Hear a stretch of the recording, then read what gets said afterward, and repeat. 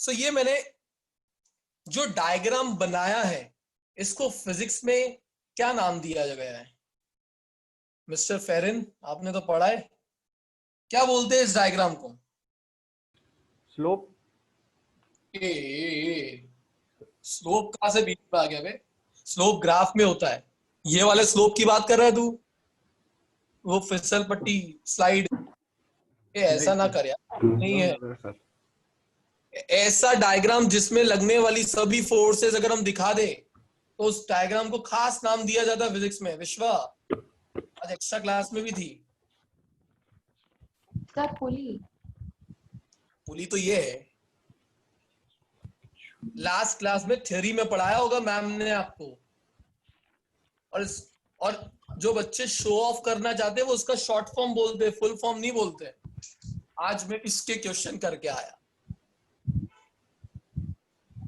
द्विज, तू तो बता दे यार। नहीं सर, नहीं याद है। ये अच्छा है, नहीं यार।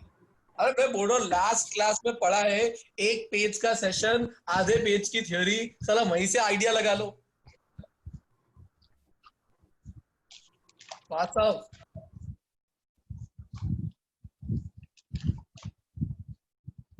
Sir free body diagram FBD. Yes, free body diagram पहली बार सुन रहे हो? एफबीडी ऐसा बोला जाता है। ऐसे आपके फ्रेंड जो होंगे वो ये बोलेंगे आपको आज मैं एफबीडी के क्वेश्चन सॉल्व कर रहा हूं, अगर आपको समझ में नहीं आएगा कौन सी बीडी की बात कर रहा है। सब FBD, free body diagram. Free body diagram उन्हें बोला जाता है जिस डायग्राम में ऑब्जेक्ट पे लगने वाली सभी फोर्सेस को आप दिखा पाओ। जैसे यहाँ पे जो फोर्सेस दिख रही थी, देखो मैंने बता दी, स्टिल अभी फोर्सेस मिसिंग है, तो अभी ये फ्री बॉडी डायग्राम इनकम्प्लीट है मेरा। But free body diagram physics में उस डायग्राम को बोला गया है जहां पर आप एक डायग्राम, एक पर्टिकुलर ऑब्जेक्ट पे लगने वाली सभी फोर्सेस को रिप्रेजेंट कर पाते हो। अब जैनम, यस सर। जैनम कौन सी फोर्सेस अभी भी मिसिंग दिख रही है डायग्राम में? सर रिस्टोरिंग फोर्स जो ऊपर की साइड पे लगेगी। ओके, उस रीस्टोरिंग फोर्स को क्या कुछ खास नाम दिया है हमने? टेंशन।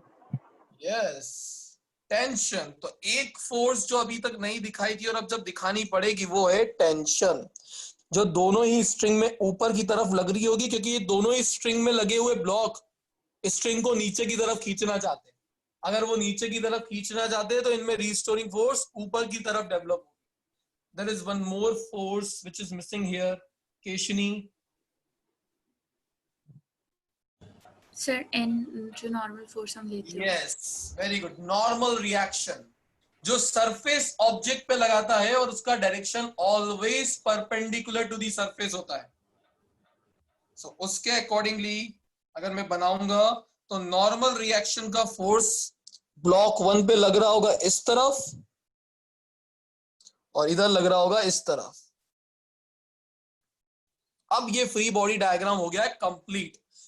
डायग्राम नोट डाउन करना है आपको, मतलब अच्छे से बनाना है आपकी नोटबुक में, फिर ही आगे बढ़ पाएंगे क्वेश्चन में। अच्छा, अरे बहुत सारे स्टूडेंट को पता था, वेरी गुड, इतने सारे आंसर है मुझे। Free body diagram, free FBD FBD FBD, very good very good.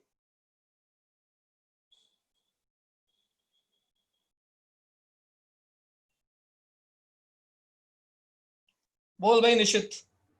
Sir ये जो टेंशन पहली स्ट्रिंग पे और दूसरी स्ट्रिंग पे लगा है, वो दोनों मैग्नीट्यूड में सेम हो गए, वो और नॉर्मल दोनों? देख, आइडियल केस की बात करूंगा ना तो ये दोनों टेंशन इसलिए सेम होंगे क्योंकि बीच में हमने इसकी वैल्यू, हमने हमारा बीच में जो ये पुली लगा रखा है उसको फ्रिक्शन लेस मान लिया। मतलब अब यहां पर ये पुली हो या ना हो कोई फर्क नहीं पड़ता, मतलब एक सिंगल स्ट्रिंग की तरह बिहेव कर रही है ये, हाँ। तो फिर टेंशन सेम होगा। बट जब तुम इसके एडवांस क्वेश्चन करोगे जहां पर इसका फ्रिक्शन भी आने लगता है, कॉम्प्लेक्स बनाते हैं, तो यहाँ के टेंशन अलग हो जाएंगे। बट अभी हम बोर्ड्स में क्या कर रहे हैं, अभी तो एडवांस छोड़ो ना, हम बेसिक चीजें पढ़ते हैं, तो यहाँ पे टेंशन सेम ही होगा। Okay okay, yes sir, thank you. Aditi. Sir यहाँ पे जो नॉर्मल रिएक्शन फोर्स है एन वाला, वो मतलब M1G और M2G के एग्जैक्ट ऑपोजिट, मतलब वर्टिकल नहीं होगा?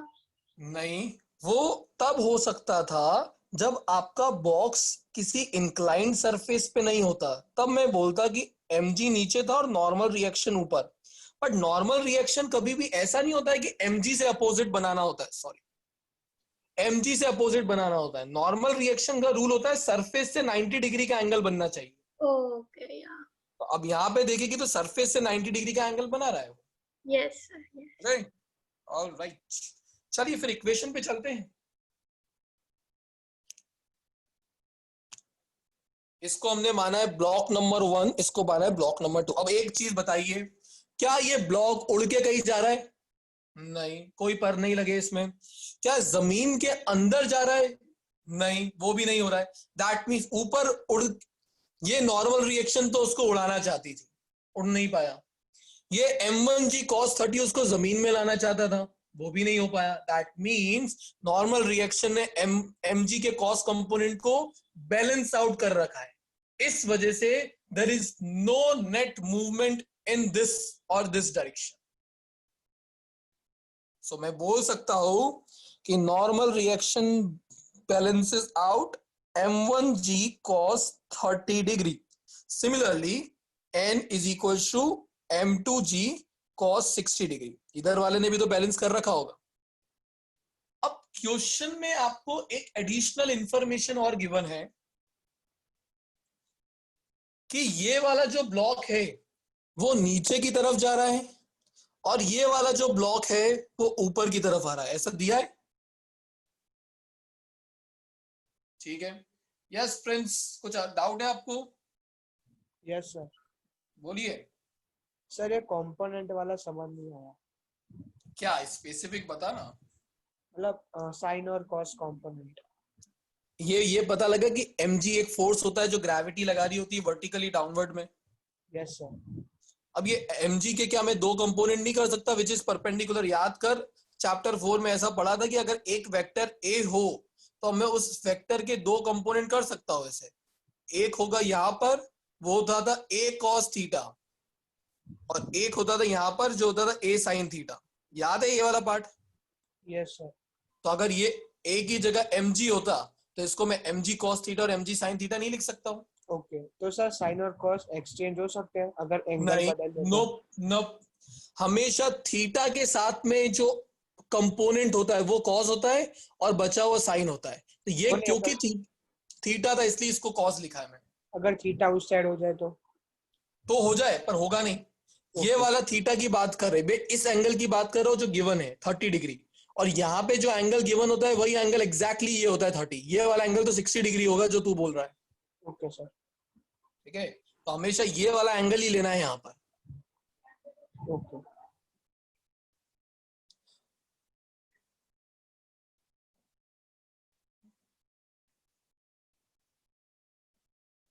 निश्चित चलेगा, नॉर्मल रिएक्शन में कोई फर्क नहीं पड़ता है। नॉर्मल रिएक्शन तो वैसे ही कैंसिल आउट होने वाला है, तो उसको n1 लिखूं n2 लिखूं या nn लिखूं कोई फर्क नहीं पड़ता। आपको अगर लिखना है इसको n1 n2 तो आप लिख सकते हैं। लो, ये n1 लिख दिया, ये n2 लिख दिया। बाकी जो चीज कैंसिल आउट हो रही है उससे कोई फर्क नहीं पड़ेगा। अब देखिए, हमें दोनों ब्लॉक्स के लिए इंफॉर्मेशन इक्वेशंस बनानी है। ओके सोनाली,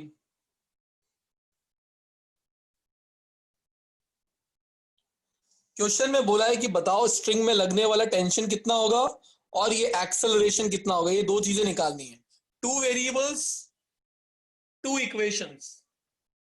तो दो इक्वेशन मुझे फॉर्म करनी पड़ेगी। अब इक्वेशन कैसे फॉर्म करनी है वो देखो। ये कंपोनेंट ने तो इसको कैंसिल आउट कर दिया, तो ये कोई रोल पार्ट नहीं करेंगे इसके मूवमेंट में। बट अगर ये ब्लॉक नीचे जा रहा है तो इसपे एक फोर्स नीचे की तरफ लग रहा था m1g sin थीटा और एक लग रहा था ऊपर टेंशन T। बट अगर मूवमेंट नीचे की तरफ हो रहा है तो दोनों में से बड़ा कौन सा फोर्स होगा? Sign component. तो रूल क्या होता है? फॉर ब्लॉक 1 बड़ा फोर्स माइनस छोटा force is equals to net force. ऐसे निकालते टग ऑफ वॉर वाला सिचुएशन। एक साइड इधर से खींच रहा है, कोई उधर से खींच रहा है, पर जा नीचे रहा है, मतलब नीचे वाला फोर्स बड़ा होगा। So m1g sine 30 degree minus t is equal to m1a। इसका मास m1 और ये a एक्सेलरेशन से नीचे जा रहा है, तो from Newton second law f को ma लिखा जा सकता है। अब वैल्यू सब्स्टिट्यूट कर रहा हूं। m1 का वैल्यू क्वेश्चन में दिया है 50 kg, m1 गिवन है 50 kg और m2 गिवन है 30 kg। तो यहां पर आ जाएगा 50 इंटू 10 साइन 30 होता है 1/2 minus T is equal to 50a। ये हो गया 250 minus T is equal to 50a। ये हो गया इक्वेशन नंबर 1।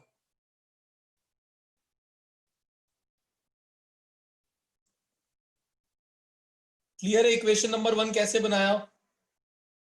अगर आपको ये क्लियर है तो आप इक्वेशन नंबर 2 इस ब्लॉक के लिए बना सकते हो। सो स्टार्ट हो जाओ।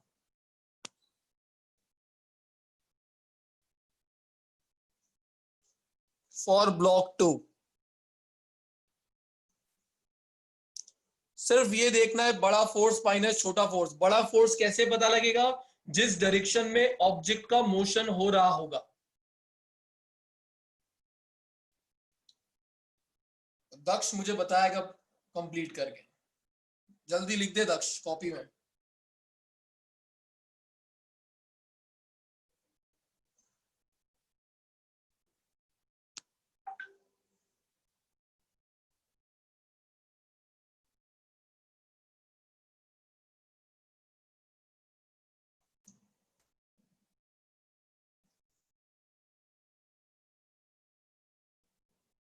वेरी गुड हृदय।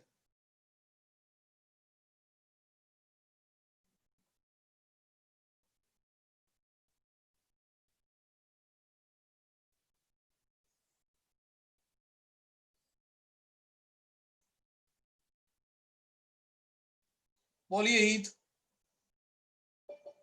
सर ये जो आपने बड़ा फोर्स का सर हमने फाइंड करने को दिया, तो सर वो पॉइंट में आ रहा है, तो सर हम उसको राउंड ऑफ कर दे। हाँ कर सकते हो। Okay sir. चलिए दक्ष बन गया इक्वेशन, हेल्प करवा देना। Yes sir, yes sir. t minus 259.5 ऐसा करते इक्वल्स टू स्टेप वाइज जाना पड़ेगा। t minus m2g G sine 60 degree equals to m1 m2a। वो अगली स्टेप में। मैं खुद स्टेप्स इतने दिखा रहा हूँ, तू क्यों खा रहा है? सर मैंने तो सबको डायरेक्ट ही कर दिया है। इसलिए बोल रहा हूँ नंबर डायरेक्ट के नहीं मिलते। मैं हर साल करवाता हूँ, उसके बाद मुझे आलस नहीं आ रहा है, तू पहली बार कर रहा है उसमें इतना आलस। t minus m2 will be 30 degree 10 into root 3 by 2 equals to 30a। t minus 259.5 degree। मैं उसको 260 बोल देता हूँ, ओके सर, चल जाएगा। Okay sir. Two equations two variables. सबसे पहले दोनों इक्वेशन को ऐड करके एक्सेलरेशन का वैल्यू लेके आओ। चलो स्टार्ट हो जाओ।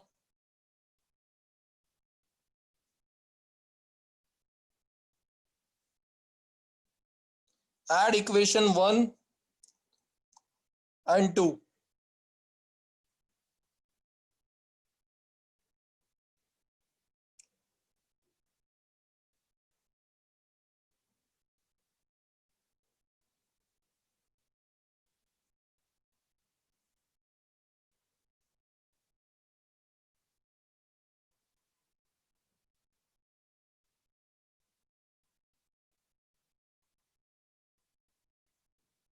एक्सेलरेशन आएगा माइनस का 0.12 मीटर पर सेकेंड स्क्वायर। ये हृदय 6 पॉइंट समथिंग नहीं है।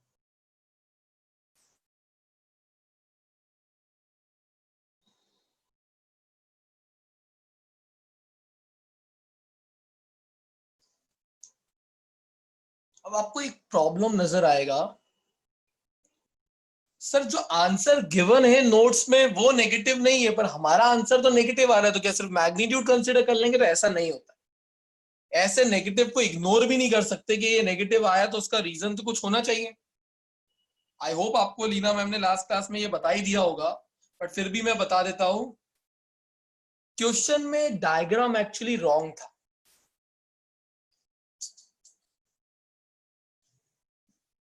क्वेश्चन में ये जो बोल रहे हैं कि ये ब्लॉक नीचे जा रहा है, ये ब्लॉक ऊपर आ रहा है, मतलब ये जो एक्सेलरेशन के डायरेक्शंस थे वो एक्चुअली वो ये नहीं थे, वो ऐसे थे।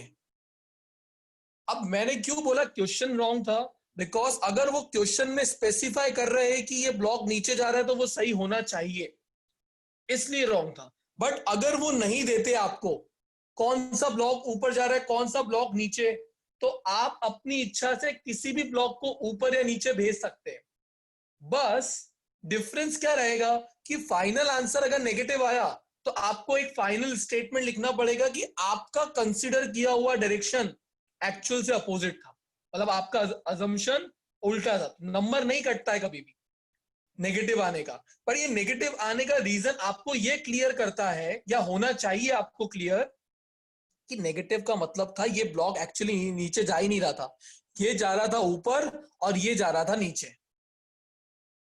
तो नंबर नहीं कैंसिल आउट होगा, बट आपको नंबर कट नहीं होंगे एग्जाम में, बट आपको ये समझना जरूरी, अगर क्योंकि बहुत बार डायग्राम में आपको ये बोला नहीं होगा कौन सा ब्लॉक नीचे ऊपर जा रहा है, आपको अज्यूम करना पड़ेगा, अजम्पशन चलेगा। अब एक तरीका था कि ये M2G sin 60 और M1G sin 30 की वैल्यू निकालोगे, जो हैवी होगा मतलब जिसका वैल्यू ज्यादा होगा उससे आपको पता लग जाएगा कौन सा नीचे और ऊपर जा रहा है। पर मैं बोलता हूं इतना भी ना करो तो चलेगा, आप किसी को भी ऊपर नीचे भेज सकते हो।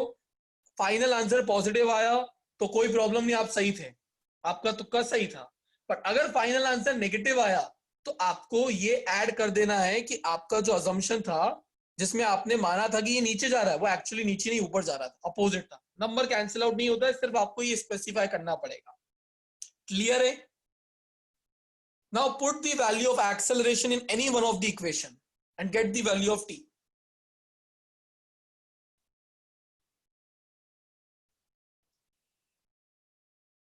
बोलिए हृदय। सर हेवी वेट वाला ही खींचेगा ना? यार उसमें एंगल भी मैटर करता है ना हृदय, दो स्लोप, ये एक का स्लोप ज्यादा है एक का स्लोप कम है, तो तुझे एक्चुअली ये कंपोनेंट से वो फोर्स निकालना पड़ेगा जिसमें थीटा भी मैटर करता है। हाँ या right, okay okay sir, thank you. But ऐसे प्रॉब्लम में फंसना नहीं हो, इसलिए मैंने बोला कि आप कंसीडर कहीं भी करो, आंसर पॉजिटिव आया मतलब सही थे, नेगेटिव आया तो नंबर नहीं कटेगा, बस स्पेसिफाई कर देना आपका अज्यूम किया हुआ डायरेक्शन एक्चुअल से opposite.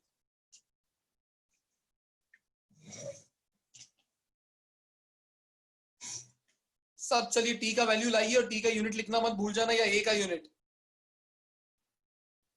Tension is nothing but force, और न्यूटन में ही रहने वाला है।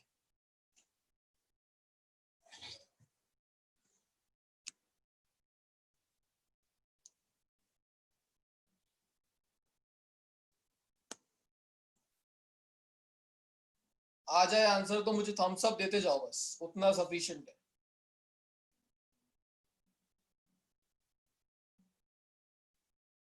ऑलराइट, आर्य महर्ष निष्ठा विदित निश्चित दृष्टि हरिति तृषा वर्तिका ध्वज।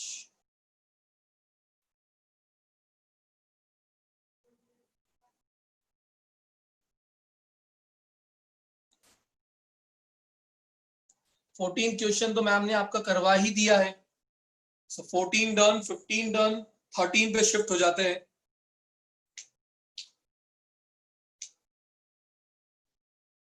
इस सेशन की थ्योरी इंपॉर्टेंट नहीं है, कोई आपसे डायरेक्टली थ्योरी नहीं पूछेगा, सिर्फ समझ के रखनी है। बाय चांस कोई आपसे सिर्फ जानना चाहेगी क्या होता है तो आपको पता होना चाहिए। एग्जाम में थ्योरी नहीं आती, कोई डेफिनेशन नहीं पूछेगा इसकी, बट इसके न्यूमेरिकल इंपॉर्टेंट है। तो ये न्यूमेरिकल बेस्ड सेशन है, जो न्यूमेरिकल पे आपको काम करना है। और ये जो आपने एक पॉइंट नंबर 8 में पेज 141 पे एक डेरिवेशन जैसा दिया होगा, ये डेरिवेशन नहीं है। और ये जो फॉर्मूला टेंशन और एक्सेलरेशन का आया है ये बहुत कंडीशन के साथ अप्लाई होता है, तो ये कोई वेल डिफाइंड फॉर्मूला नहीं है, तो कभी भी ये फॉर्मूला बोर्ड्स में डायरेक्टली यूज नहीं करोगे। आपको इक्वेशन ही फॉर्म करनी है, फिर टेंशन और एक्सेलरेशन लेकर आना है। कोई डायरेक्टली एक्सेलरेशन और टेंशन का फॉर्मूला नहीं लगाएगा एग्जाम में, नहीं तो स्कूल का टीचर कट कर देगा मार्क्स ये बोल के कि ये फॉर्मूला कहां से लेके आए, स्टेप्स क्यों नहीं दिखाए। तो एमसीक्यू नीट जेई के लिए चल जाएगा जहां पर स्टेप्स नहीं आंसर मैटर करता है, बट स्कूल में कोई भी डायरेक्ट नहीं लिखेगा, इसलिए बोल रहा हूं वो वेल कोई प्रॉपर डेरिवेशन नहीं है। जैसे ये इक्वेशंस बना रहे वैसे इक्वेशंस बना के ही सॉल्व करना है आप। क्वेश्चन नंबर 13, ये पेज पे जितनी चीजें आपको लिखनी थी लिख लिया आपने, अदरवाइज टेक स्क्रीनशॉट, जो कि मैं प्रेफर नहीं करता हूं पर अभी हाल में हटा रहा हूं, इसलिए साथ में लिखोगे तो ज्यादा सीखोगे।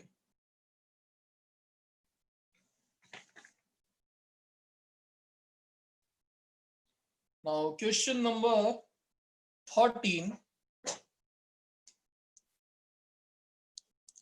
अब थोड़ा और कंफ्यूज करते हैं आप। 3 blocks are connected as shown in the figure. Total force दिया है, तीनों के इंडिविजुअल मासेस दिए, बोला है T1/T2 का रेशियो निकालो। सब अच्छे से क्वेश्चन रीड करो।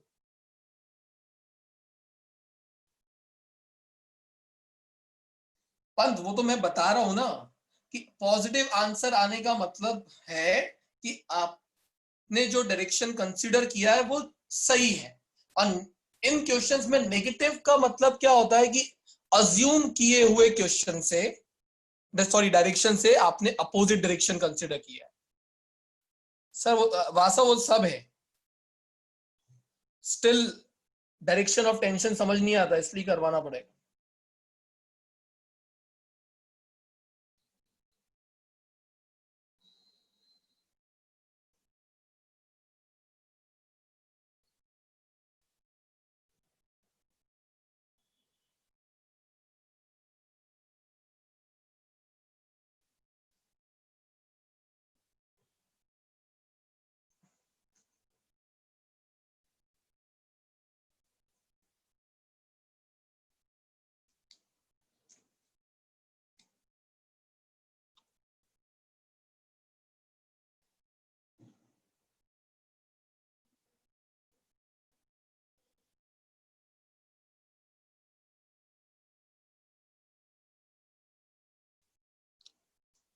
ये आपका M1, ये M2, ये M3। M1 10 kg दिया है, ये 20 kg और ये 30 kg, और बोला है तीनों को एक 2 स्ट्रिंग से अटैच कर दिया है, और इस तरफ राइट हैंड साइड एक फोर्स लगाया जा रहा है, नेट फोर्स, जिसको उन्होंने T3 बोला है, मैं नेट फोर्स बोल रहा हूं, विच इज 60 न्यूटन। क्वेश्चन बहुत इजी है, बट प्रॉब्लम क्या है, डायरेक्शन ऑफ टेंशन, टेंशन का जो फोर्स लग रहा है स्ट्रिंग में, उसका डायरेक्शन स्टूडेंट्स को लगाना नहीं आता है। तो मैं आपको 1-2 कंसेप्ट बता रहा हूं, समझ में आ जाने चाहिए, बहुत अच्छी बात है। अगर आ गए तो, नहीं आए तो भी ट्राई करना, जो मैं बताने का ट्राई कर रहा हूं आप लोगों को। जब इस ब्लॉक को मैं आगे की तरफ खींचता हूं तो इसके पीछे लगी हुई स्ट्रिंग भी आगे की तरफ स्ट्रेच होती है। अगर वो आगे की तरफ स्ट्रेच होगी तो इस वक्त with respect to block number 3 tension इस डायरेक्शन में लगेगा। ये क्लियर है या नहीं? आई अगेन रिपीट, जब मैं इसको भूल जाओ भैया, मैं बोल रहा हूं कि अगर इस ब्लॉक को मैं आगे की तरफ खींचूंगा तो ये स्ट्रिंग आगे की तरफ स्ट्रेच होने वाली है। जब ये खुद आगे की तरफ स्ट्रेच होगी तो पीछे की तरफ एक रीस्टोरिंग फोर्स लगेगा, विच इज टेंशन। ये मैंने विद रिस्पेक्ट टू ब्लॉक 3 का बात किया। बट अब भूल जाओ कि ब्लॉक 3 है, पर जब आप इसको खींच रहे हो आगे से तो ये दोनों ब्लॉक भी तो आगे आ रहे होंगे। तो अगर मैं विद रिस्पेक्ट टू ब्लॉक 2 का बात करूंगा तो वो अगर आगे आ रहा है तो उसपे कोई तो ऐसा होगा ना जो आगे की तरफ फोर्स लगा रहा होगा। अब साला मेरा फोर्स तो इधर है, इधर तो मुझे प्रैक्टिकली कोई फोर्स दिखता नहीं फिजिकली लगाते हुए, तो उस वक्त आपको टेंशन दिखाना होगा आगे की तरफ। ये टेंशन किसके रिस्पेक्ट में आया है? With respect to this block, क्योंकि ये ब्लॉक आगे जा रहा है तो कोई तो फोर्स होगा जो उसको आगे लेके जा रहा होगा, तो हम बोलेंगे इस स्ट्रिंग में लगने वाला टेंशन। बट अगर मैं with respect to this block बात करूंगा तो वो होगा पीछे की तरफ, वैल्यू सेम ही होगी। हाँ, वैल्यू चेंज नहीं होने वाली है, बस पर्सपेक्टिव चेंज कर रहा हूं आपका कि अगर आप इसके रिस्पेक्ट में बात करोगे तो टेंशन पीछे दिखाना पड़ेगा, बट इसके रिस्पेक्ट में बात करते हो तो टेंशन आगे दिखाते हैं। क्यों, वो मैंने बता दिया। इसके रिस्पेक्ट में देखते हो तो स्ट्रिंग आगे की तरफ स्ट्रेच हो रही है, तो पीछे की तरफ क्या लग रहा होगा? टेंशन। बट अगर आप इसके रिस्पेक्ट में बात कर ही नहीं रहे हो, आप M2 के रिस्पेक्ट में बात कर रहे हो, तो उस केस में आप टेंशन आगे की तरफ दिखाते हो। ये कैंसिल आउट नहीं होंगे, ये अलग अलग पर्सपेक्टिव की बात कर रहा हूं मैं, एक ही वक्त की बात नहीं कर रहा हूं। अगर इसके रिस्पेक्ट में देख रहे हो तो ये लगाओगे, इसके रिस्पेक्ट में देख रहे हो तो ये लगाओगे। बस इतना अभी आज समझ के रखो, जब मैं एक दो क्वेश्चन और कराऊंगा तो आपको क्लियर होता जाएगा। सिमिलरली जब ये ब्लॉक आगे की तरफ जाएगा तो इस स्ट्रिंग में पीछे की तरफ टेंशन लग रहा होगा, सेम लॉजिक से। बट जब मैं इस ब्लॉक की बात करूंगा तो ये तो साला आगे आ रहा है, और आगे आ रहा है तो कोई तो फोर्स होगा जो आगे लेके आ रहा होगा, तो उस वक्त with respect to block M1 tension आगे की तरफ दिखाया जाएगा। अब मैं समझाता हूं ऐसा मैंने क्यों बताया, क्योंकि एक ही क्वेश्चन को करने के दो तरीके होंगे। अब आपके ऊपर है आप किसको करना चाहते हो, एक होगा थोड़ा छोटा, एक होगा थोड़ा बड़ा। सबसे पहले नेट मास निकाल लो।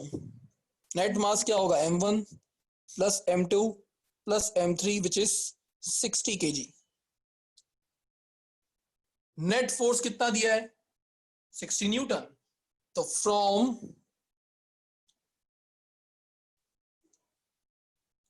Newton second law F net is equal to M net into A net। तो व्हाट इज एक्सेलरेशन? तीनों ब्लॉक का एक्सेलरेशन क्या होगा? F by M 60/60 1 metre per second square. मतलब तीनों के तीनों ब्लॉक आगे जा रहे हैं किस एक्सेलरेशन से? 1 मीटर पर सेकेंड स्क्वायर। यहां तक क्लियर है? अब यहां पे जो टेंशन लग रहा था उस टेंशन को इन्होंने बोला है T2, मतलब ये है T1 और ये है T2 T2। क्वेश्चन में बोल रखा है T1 बाय T2 का रेशो क्या होगा वो बताओ। पहले T1 T2 निकालने तो पड़ेंगे ना, चलो निकालते हैं, ध्यान से समझना। फॉर ब्लॉक 3 अगर मैं थर्ड ब्लॉक की रिस्पेक्ट में इक्वेशन बनाना चाहूंगा तो उस पे कितने फोर्सेस लग रहे हैं? एक आगे की तरफ, एक पीछे की तरफ। पर जा किधर रहा है ब्लॉक 3? आगे की तरफ। तो बड़ा फोर्स कौन सा हुआ? 60। छोटा फोर्स कौन सा हुआ? Tension T2। तो 60 minus T2 is equals to net force F। 60 minus T2 is equals to M3A। अब M3 का वैल्यू कितना दिया है? 30। तो 30 इंटू 1, तो 60 माइनस 30, टेंशन T2 कितना आ गया? 30 न्यूटन।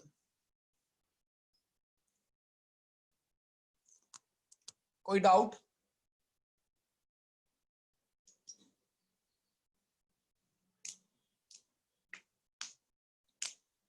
इस 30 न्यूटन को लाने का एक और तरीका है, अब मैं वो समझा रहा हूं आपको जो आपके नोट्स के सॉल्व एग्जांपल में दिया हुआ है।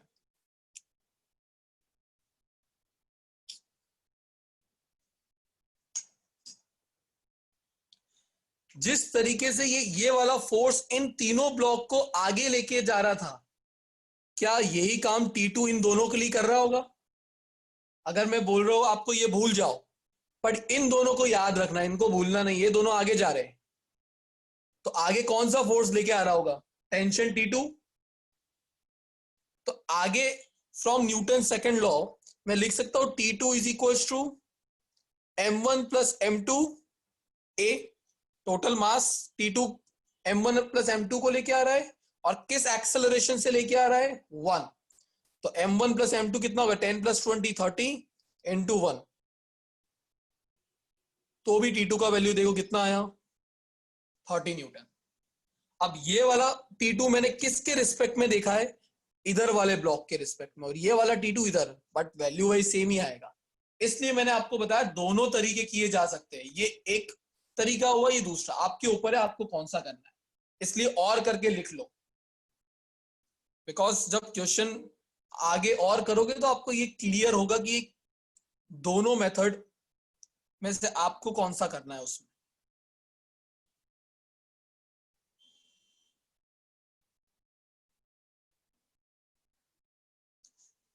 सिमिलरली T1 निकालना है, अब निकाल सकते हो तो मुझे बताओ।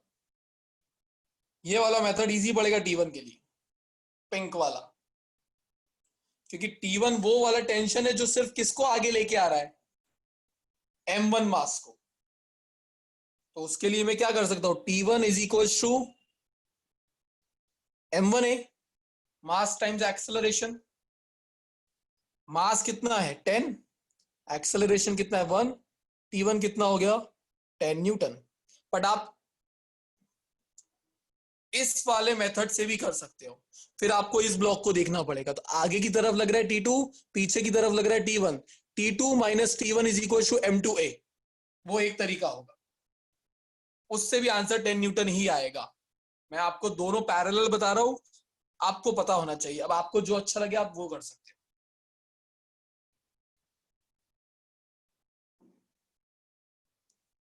T2 मिल गया है, T1 मिल गया है, T1 बाय T2 भी मिल जाएगा, विच इज 1/3।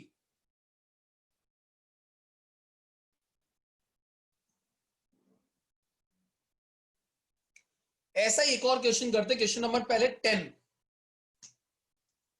डायग्राम आपको बनाना है, रीड करना अच्छे से क्वेश्चन को। अब हर ऐसे भी क्वेश्चन आते हैं जिसमें डायग्राम वो एक्सपेक्ट करेंगे आप ही बनाओ।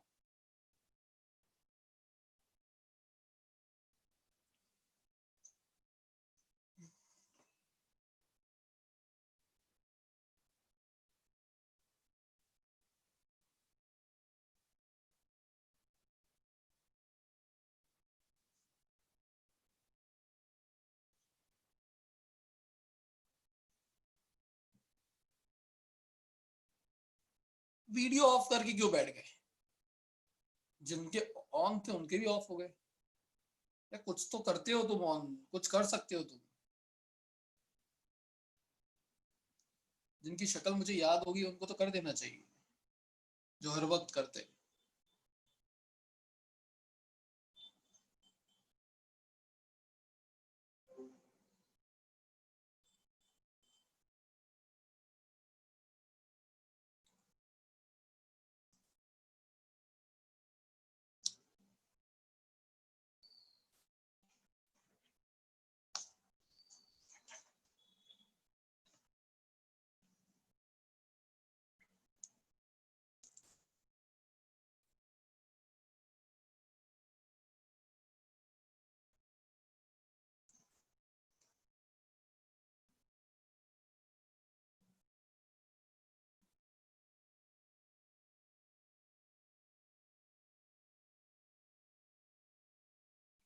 हाँ, आप अपना बनाते रहो, कंटिन्यू। मैं मेरा बना रहा हूँ, बस दिखाना नहीं है एक दूसरे को।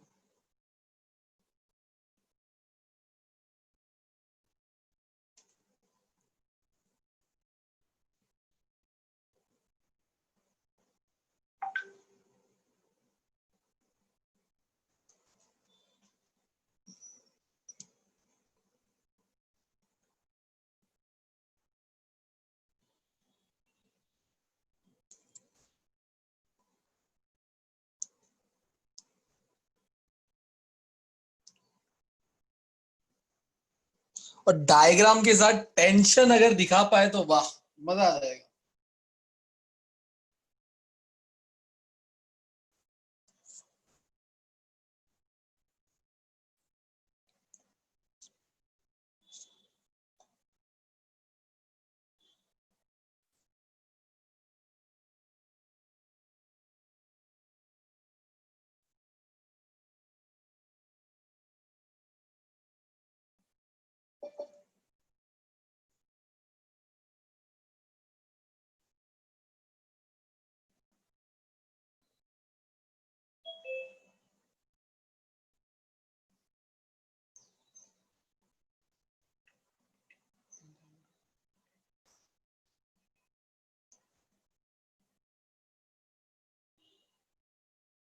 Yes channel.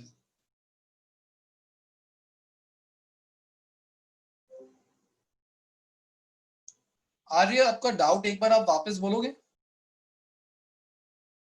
मुझे समझ नहीं आया। Sir, if we are using the first method to find T1, so instead of 60, we need to take 30 Newton. इस मेथड की बात, अरे यार, इस मेथड की बात कर रहे हैं आप? Yes, sir. For T1. तो फॉर आपको M2 के लिए कंसीडर करना पड़ेगा। T2 कितना है आपका? T2 minus T1 is equal to M2A। ये 30 consider, Newton minus T1 is yes equal to M. Yes yes, और M कितना था? 20, तो 20 इंटू 1, तो 30 minus 20 is equal to T1। T1 कितना आ गया? 10 न्यूटन। Okay, sir. दोनों एक ही। गुड निशित।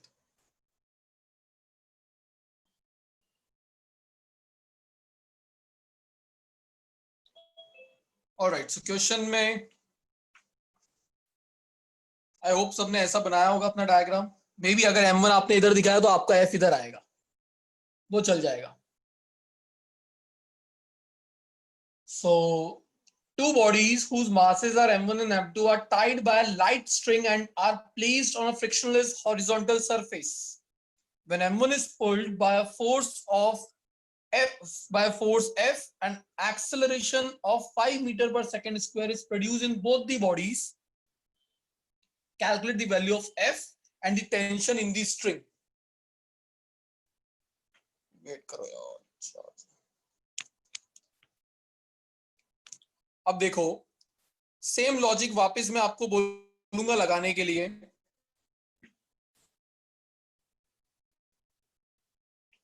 कि अगर M1 ब्लॉक को F इधर की तरफ खींच रहा है तो with respect to this block tension इधर लगेगा, क्योंकि ये ब्लॉक जब आगे जाएगा तो स्ट्रिंग स्ट्रेच होगी तो पीछे की तरफ लगेगा टेंशन T।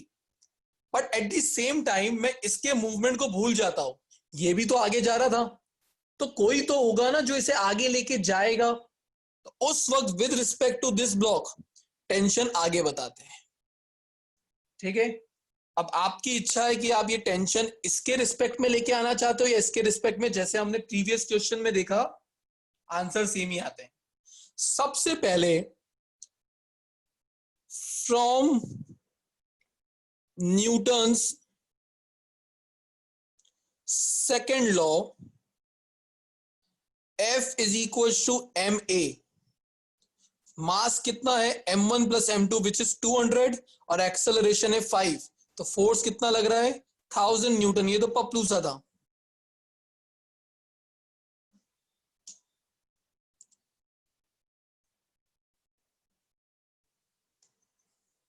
अब टेंशन आपको लेके आना है।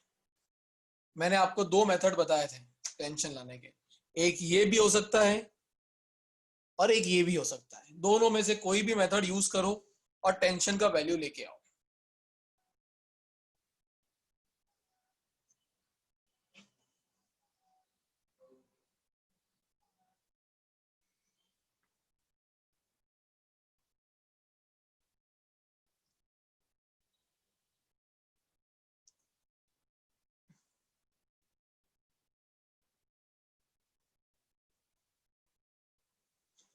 नेक्स्ट संडे, मतलब कमिंग संडे, हमारा कीस्टोन का हम एक इवेंट रखने वाले हैं इवेंट मतलब ये 3 स्टेज का इवेंट होगा, लेवल 1, लेवल 2, लेवल 3, और इसका कुछ ग्रैंड प्राइज भी आपको बाद में जो डिसाइडेड होगा वो मिलेगा। इसमें आप फर्क नहीं पड़ता आप कीस्टोन पे फिजिक्स ले रखा है आपने, केमिस्ट्री ले रखा है, मैथ्स ले रखा है, या पीसीएम, तीनों है। अगर आप उसमें पार्टिसिपेट करेंगे मतलब आपको आंसर्स तीनों के ही देने पड़ेंगे, क्योंकि यहाँ नहीं कहीं तो होगा, पढ़ तो रहे हैं। सो बेसिकली इस संडे को जिसका पीसीबी है उसको पीसीबी, और सबको ज्वाइन करना चाहिए, सबको पार्टिसिपेट करना चाहिए। चीजें सीखने को बहुत मिलेगी, प्लस पार्टिसिपेशन सर्टिफिकेट्स भी होंगे जो आपको बाद में काम आएंगे। सो धीरे धीरे आपको हर क्लास में ये बताया जाएगा। मैं स्टार्ट कर देता हूं तो आपको थोड़ा आइडिया लग जाए। आपको 20 questions physics, chemistry, maths, physics, chemistry, biology का एक पेपर गूगल फॉर्म के थ्रू मिलेगा, वो आपको देना रहेगा। उसके थ्रू आप लेवल 1 क्लियर करेंगे। क्वेश्चंस सब टाइप के हो सकते हैं, जितना सिलेबस आपका अभी तक कवर हुआ है जिस सब्जेक्ट में। फिर लेवल 2 आपकी सितंबर की एग्जाम हाफ फिली जो होती है उसके बाद होगा। उसमें मे बी हम कुछ सिलेक्ट करेंगे स्टूडेंट्स को, वो आपको धीरे धीरे मैसेज ग्रुप पे मिलते जाएंगे। ग्रुप डिस्कशन हो सकते हैं, अलग अलग हमने सोचे, अलग कुछ पिक्चरीज जैसे भी हो सकते हैं। जो उसको क्लियर करेगा वो जाएगा ग्रैंड। और इसमें ऐसा नहीं आप 11th वाले हो तो 11th 12th साथ में पार्टिसिपेट कर रहे होंगे, 9th 10th साथ में कर रहे होंगे, 7th 8th भी कर रहे होंगे। तो 3 लेवल का होगा जिसके थ्रू आपको प्राइजेस भी मिलेंगे, नेम फेम तो होगा। हमारे पेजेस पर हम आपको फेमस बना देंगे। प्लीज ऐसी चीजों में पार्टिसिपेट करना, बहुत सारी चीजें सीखने को मिलेगी आपको वहां से। सो अभी हाल में सिर्फ ग्लिम्स दे रहा हूं, थोड़े बहुत बाद में डिटेल में पता लगता जाएगा। टेंशन आ गया सबका? अगर मैं कॉम्प्लेक्स मेथड यूज करूं टेंशन को निकालने की तो मैं ब्लॉक 1 को कंसीडर करूंगा।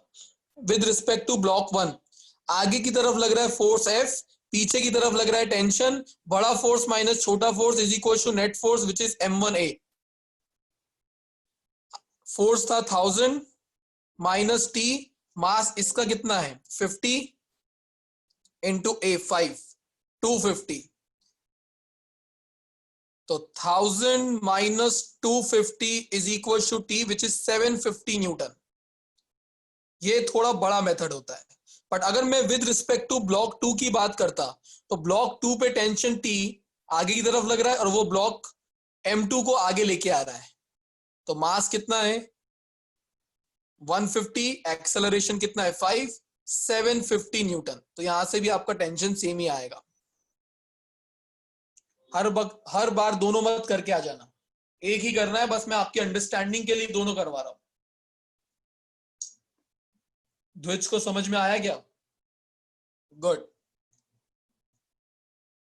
सो ये क्वेश्चन नंबर 10 हो गया। किसी ने मुझे स्टार्टिंग में बोला था सर 11 तो लीना मैम ने होमवर्क में दिया है, तो फिर होमवर्क में दिया है तो मैं क्यों कर रहा हूं homework.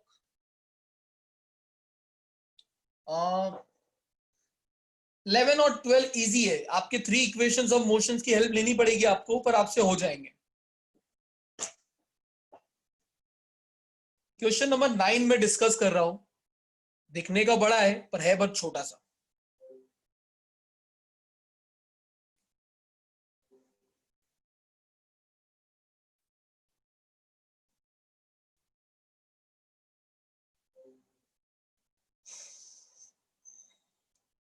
Tisha, read 9th question.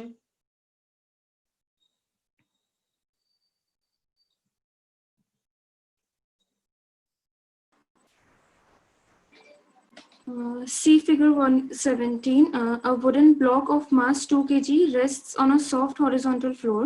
When an iron cylinder of mass 25 kg is placed on top of the block, the floor yields steadily and the block and the cylinder together go down with an acceleration of 0.1 meters per second square. What is the action of the block on the floor before and after the take G is equals to 10 meters per second square? Identify the action and reaction pairs in the problem. Alright, very good. अब आपको ये पता है कि जब कोई भी block, कोई भी ऑब्जेक्ट सरफेस पे रखा होता है तो वो नीचे की तरफ एक फोर्स लगा रहा होता है ग्रेविटी की वजह से, that is force of action. But at the same time surface भी उस पर ऊपर की तरफ फोर्स लगा रही होती है, which is force of reaction. ये सबको क्लियर है? फर्स्ट केस में आपको एक 2 kg का ब्लॉक है जो सरफेस पे बस रख दिया है, कहीं भी नहीं जा रहा है, तो नीचे की तरफ फोर्स लगा रहा होगा वो mg और ऊपर की तरफ एक्सपीरियंस कर रहा होगा नॉर्मल रिएक्शन। बट अगर ये कहीं भी नहीं जा रहा है, नेट फोर्स 0 है, दैट मींस n का वैल्यू mg के बराबर ही होना चाहिए, विच इज 2 × 10 20 न्यूटन। ये आंसर आ गया फर्स्ट पार्ट का। तो mg क्या था? Force of action. n क्या था? Force of reaction. ये इस पार्ट की बात करें, जब एक ब्लॉक है 2 kg का, सिर्फ सरफेस पे रखा हुआ है, कोई और चेंजेस नहीं है उसमें।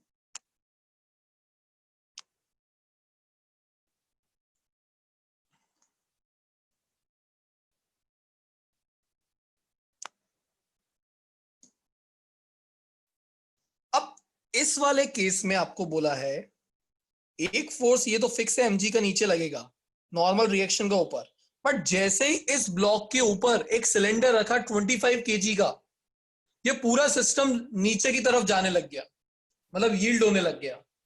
तो इस केस में कौन सा फोर्स बड़ा होगा, नॉर्मल रिएक्शन की mg? डेफिनेटली mg, बिकॉज जिस डायरेक्शन में जा रहा है वो फोर्स बड़ा होना चाहिए। तो यहां पर अगर मैं बात करूंगा तो क्या लिखूंगा? बड़ा फोर्स माइनस छोटा force is equal to net force. I again repeat, जैसे ही 2 kg के ऊपर 25 kg का सिलेंडर रखा, ये पूरा सिस्टम नीचे की तरफ जाने लग गया with an acceleration of 0.1 metre per second square. मतलब यहां पे एक्सेलरेशन दिया है आपको। तो मैंने बोला कि इधर क्योंकि ये कहीं नहीं जा रहा था, इसलिए n का वैल्यू mg के बराबर था, पर इधर तो जा रहा है नीचे, that means mg would be greater than normal reaction. तो बड़ा फोर्स mg का वैल्यू, नेट मास कितना हो जाएगा? 2 + 25 27 kg, which 27 × 10 270 minus n is equal to 27a। अब 27a और एक्सेलरेशन का वैल्यू दिया है 0.1, तो इस केस में नॉर्मल रिएक्शन ये आएगा। सब्जेक्ट बना दिया मैंने नॉर्मल रिएक्शन को, तो ये वाला टर्म इधर शिफ्ट हो गया, ये इधर चला गया। 0.1 मतलब 270 minus 2.7 which is 267.3 न्यूटन्स। ये आपका नॉर्मल रिएक्शन का फोर्स आया इस बार। तो 270 था फोर्स ऑफ एक्शन और 267.3 क्या था? Force of reaction.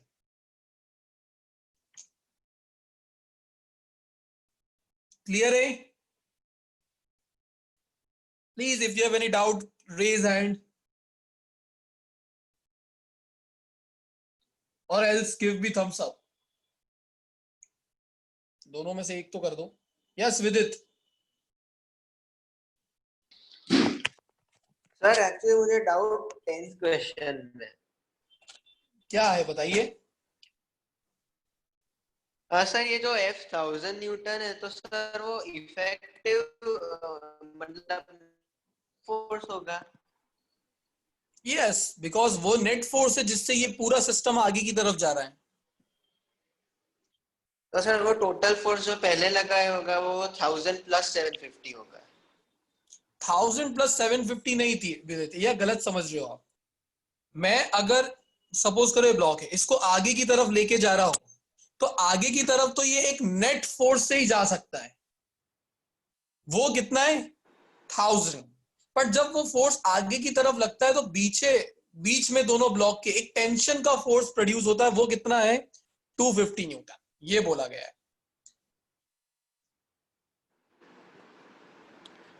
अच्छा तो सर अब अगर तुझे नेट इफेक्टिव फोर्स चाहिए तो वो क्या होगा? आगे लग रहा था 1000, पीछे लग रहा है 270, मतलब नेट फोर्स जो इस पे आगे की तरफ लग रहा है वो 250 न्यूटन का है।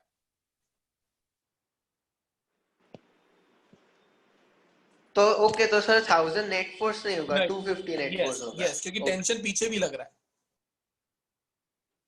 तो 250 is the Okay, effective sir. force. Okay. Okay, All right. sir, got it. All right everyone, so मिलते हैं नेक्स्ट क्लास में, बाय बाय।